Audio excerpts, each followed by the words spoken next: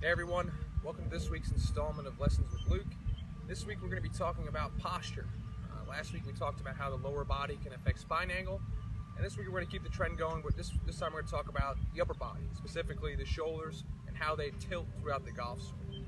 Alright, too often when people are on the range, okay, I'll watch them set up, they'll look pretty good, okay, the top of this stick here will represent where the tailbone is, okay.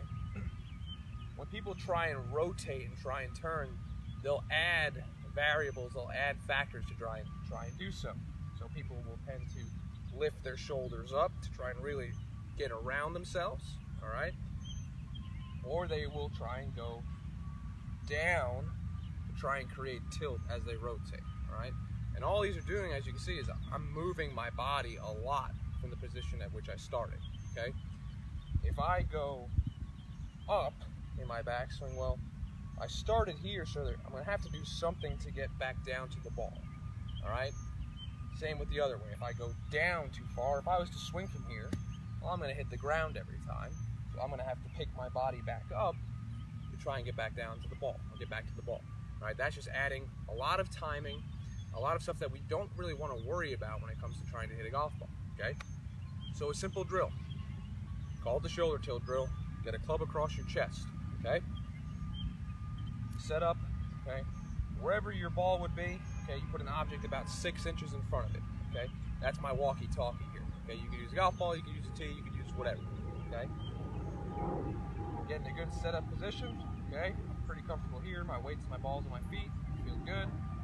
I'll get the club across my chest, and all I'm trying to do from this position, okay, is get the butt of my club pointed down towards that object, okay?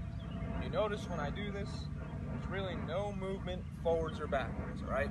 The goal isn't to make us perfectly still. If there's a little bit of movement, that's not the end of the world.